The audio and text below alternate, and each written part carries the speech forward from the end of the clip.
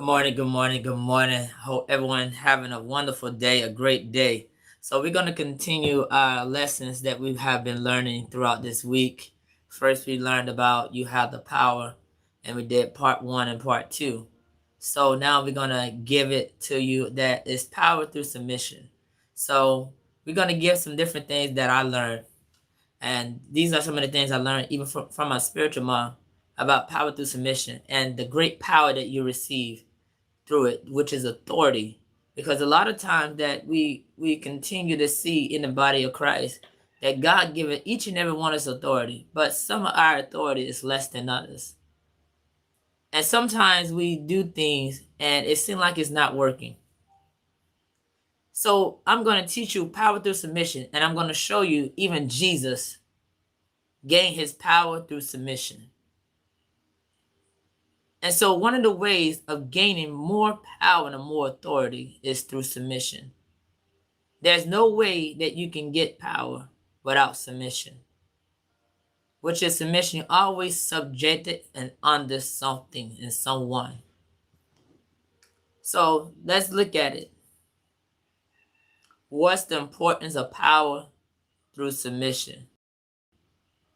Go to Matthew 8:5. We're going to start with verse 5. And we're going to go to number 13. And what I'm going to do, I'm going to just probably put number 9 on there so you guys can see number 9 on there. But I'm going to read all the way from 5 to 13. It says, "And when Jesus was entered into the Capernaum, and there came unto him a certain centurion, beseeching him," which is asking him, and saying, "Lord, my servant lies at home sick of palsy, and grievous and tormented." And Jesus said unto him, "I will come and heal him." And the centurion answered and said, "Lord, I am not worthy that thou shalt come under my roof." And he said, "But Lord, just say the word, and my servant shall be healed." He said, "For I am a man under authority, having soldiers unto me." So basically, we're telling Jesus, I am a man also under authority. So I want to go to the Amplified version. And the Amplified version, I want you to see exactly what this man has said. I'm going to go to number 7 all the way to number 9.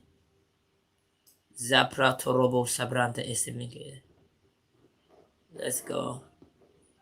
He said, I am a man also under authority. So let's go to this. As I put it up, you guys are going to see. Oh, everyone can see it. Okay. Jesus said unto him, I will come heal him. But the centurion replied to him, Lord, I am not worthy to have you come my roof, but only say, and my servant shall be healed. Let's get this other part on there. I want you guys to see it. Otherwise, I would just say it. But I want you to be able to see it. For it said, I am a man subjected to authority of a higher rank, with soldiers subjected to me. And I say to one, go, and he goes. To another, come, and he comes. To my slave, do this, and they do this. So, and then it said that Jesus was amazed and said to those who followed him, I tell you truly, I have found not such great faith as this with anyone in Israel. Why? Because the man understood authority through submission. See, a lot of times we don't understand the authority that we have because we have not been submitted to a higher rank. Who your higher rank can be? It can be your pastor. It could be your spiritual leader. It could be whoever God has placed under you. But many times we fight those who God who get guided to lead us. We fight them. We judge based on our own personalities. Oh, I don't like this person. He don't preach more of this. I need more of that. I need more of this. But you're not submitted. And so you find the church powerless. Even find leaders who are powerless. Pastors are powerless. Why? Because they have failed to submit to a higher rank. Some may have spiritual father and spiritual leader, but they are not truly submitted. So their power is begun diminished. It's a certain level that they cannot attain. So he said, Lord, I know because I am also subjected. So he said also, that means Jesus, he knew that Jesus was subjected to another power. And he got that power from God. And since he was submitted to God, God gave him more. So when he speak, they had to do. So the teacher knew that I know it's going to work because I am also subjected under power, under authority, and I'm obedience. So I know when they tell me to go, I go. When they tell me to do this, I do. So since I understand that logic, when I speak, whatever I say, they begin to do. So he understood Jesus' authority. How many of you guys understand that? Power through submission. So let's look at this also as we go. I hope everyone is able to hear me okay. I'm going to just go through a couple of verses and I'm just going to go because I want to show you how Jesus was submitted also. Because a lot of times we don't understand how Jesus was able to gain such power. Even we speak, that the demons don't even listen to us. If you have not yet been submitted. And it said, while Jesus lived on earth, he prayed to God and he asked for help from the one who could save him from death. He prayed to God with a loud cry and tears. This prayer was answered because of his great respect for God. That means he was submitted to God. He was submitted to what God wanted for him to do. And then here we go. We're going to go to the other verse.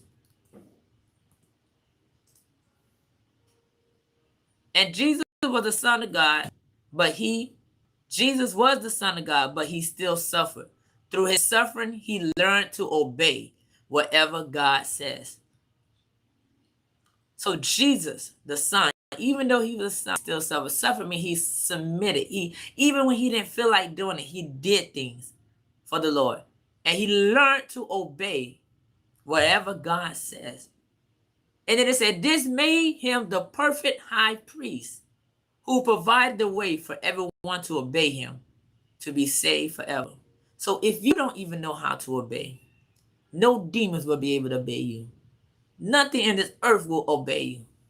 So you have to also be submitted. That's why I say, even when you are a person at your job, you doing it unto the Lord. I hate my boss. I don't like what my boss saying. I'm going to do it my way. But we see what began to happen, right? That's why the Bible says, even obey those who is master over you and do it unto the Lord. But we begin to you to fight others, fight this, fight that, fight who authority over us. So yet, we did not learn how to be perfected in our authorities. So God only give you a small measure. Your measure may not even know how to heal a headache. Your measure may not even be that much. Because power comes through submission. Many people in the body of Christ lack submission.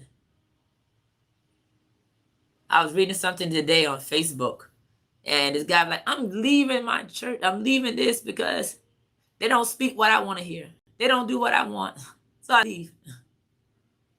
And I can already see everybody, oh yeah, you know. So they make it their own choices. Because he lacks submission. He lacks submission. And it's also who you submitted to is how much power you'll be able to gain. You could be submitted, but to the wrong person. And because that person lacked power, you can't have power. Because what's the power they have becomes on you. So let's look at it. Another one. And we're going to turn to Luke 22 and 46. And we're going to read all the way up to 51. And what I'm going to do, I'm going to just read it. Because I want you to see also when you speak of this verse about Jesus. So you can learn how to gain power and authority. Even over your own life. Even over your own. And it says, and it came to pass that this after 3 days, they found him in the temple, sitting in the midst of the doctors, both hearing them and asking them questions. And all that heard him were astonished at his understanding. And talk about when Jesus was a little boy. And when they saw him, they was amazed. And his mother said unto him, Son, why thou dealt with us? Behold, thy father and I besought you with sorrow. That means when Jesus was at the temple and they didn't know they left Jesus at the temple, they were looking for Jesus for 3 days. And so they finally found Jesus. And he said unto them, How is it that ye sought me? Wish ye not that I must be about my father's business? And they understood not the saying, what he spake. They didn't understand what he was saying. And when he went down with them and came to Nazareth, he was subjected unto them. But his mother kept all that he was saying. That means subject. That means he was submitted unto them. So Jesus submitted himself to his parents. And that's why the Bible says, children, obey your parents in the Lord, for this is his right. Your authority comes through your obedience to your parents. And also your parents in the Lord is your spiritual mother and your spiritual father who God placed ahead of you. He began to gain power.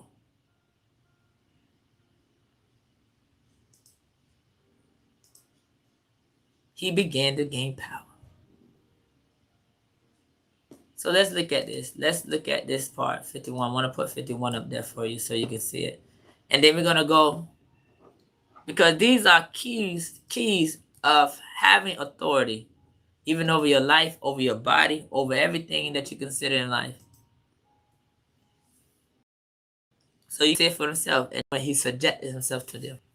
Who are you subjected to? Who are you under? Who are you submitting yourself? The power, behold, the power you will begin to gain through submission.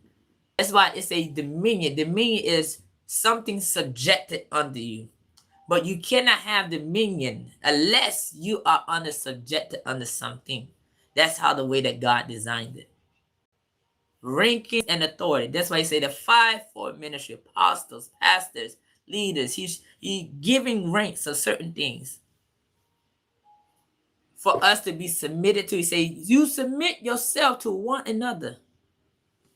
And so since God has given Jesus an authority, he has also given it to you. But he said that we are an heir. An heir.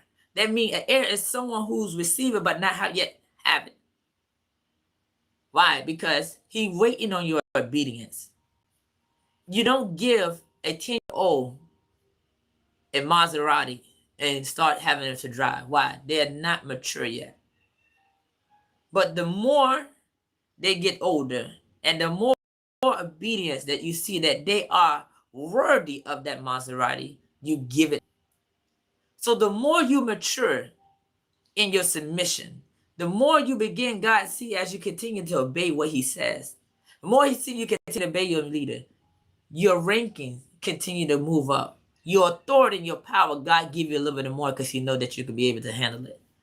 But you won't be able to increase the measure unless God sees how much you can handle. How much can you obey? Because if he give it to you, he cannot take it back. When God gives you gift, he can't take it back. So he will not give a immature son, a bazooka, if they don't know how to handle it. Are you understanding?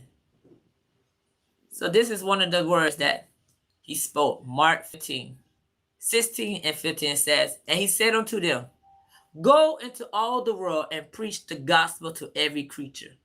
He who believes that is baptized will be saved, but he who does not believe will be condemned. These signs will follow those who believe. In my name, they will cast out devils. They will speak with new tongues, and they will take up serpents. And if they drink anything deadly, that it will, by any means, it will not hurt them. They shall lay hands on the sick, and they will recover. So then, after the Lord has spoken to them, he was received up in heaven and sat down at the right hand of God. And they went out and preached everywhere, And the Lord worked with them, confirming the word through the things, through by the accomplishing signs. How did that begin to work? The first thing he told them was to go into the world. Some of you guys want power, but you ain't going anywhere. You're at home, doing nothing. He said, go into the world and preach the gospel. And he that believes, these signs will follow them. And as he told them to go, he said, when they begin to go and begin to preach, that the working, what God has did, he confirmed what he said to them, what they would have by the accomplishing sign. So they went to do. What are you doing? What God has given to you? Are you sitting at home, expecting that the power just be there? But until you go, your goal may be on your job. Your goal may be in your school. Your goal may be on the streets. You're going to the world and preach the gospel. How many people are you telling about Jesus? The Lord gave you power, not just so you can have power. He gave it to others. How much are you doing for others? So when you're not doing too much for others, you're not submitted to what he first said. Go into the world. Go. He that believes will be baptized shall be saved. And these signs will follow them that believe. But how would it follow? By something you're doing. Your first submission to what God has commissioned you to do. Power. So as I began to go, as I began to see other people, and as I began to share Jesus, I began to notice some things being activated within myself. So will you.